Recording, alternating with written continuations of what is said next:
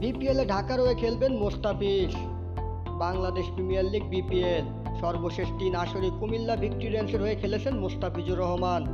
দেশের সবচেয়ে জনপ্রিয় ফ্র্যাঞ্চাইজি এই টুর্নামেন্টে তাদের হয়ে চ্যাম্পিয়ন হয়েছে বাঁহাতি এই পেসার। তবে দেশের রাজনৈতিক প্রেক্ষাপট পরিবর্তনে বিপিএলের এবারের আসরে অংশ নিচ্ছেন না 4বারের চ্যাম্পিয়নরা। কুমিল্লা না থাকায় নতুন দল খুঁজতে হতো মোস্তাফিজকে। সরাসরি চুক্তিতে দল না পেলে 14 অক্টোবর হতে যাওয়া প্লেয়ার ড্রাফট পর্যন্ত অপেক্ষায় থাকতে হতো তাকে। যদিও দেশের অন্যতম সেরা পেসারকে দল পেতে ড্রাফটের জন্য অপেক্ষা করতে হয়নি।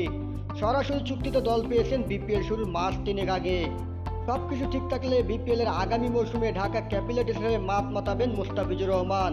প্রথমবারের মতো বিপিএলে অংশ নিতে যাওয়া ফ্র্যাঞ্চাইজিটি সামাজিক যোগাযোগ মাধ্যমে এক বিবৃতিতে বিষয়টি নিশ্চিত করেছে। বিপিএলে 70 ম্যাচে 92 উইকেট নেওয়া বাঁহাতি এই পেসারের জন্য এটি পঞ্চম দল। এর আগে ঢাকা ডায়নামাস, রাজশাহী রয়্যালস, রংপুর রেঞ্জার্স ও কুমিল্লার হয়ে খেলেছেন মোস্তাফিজ।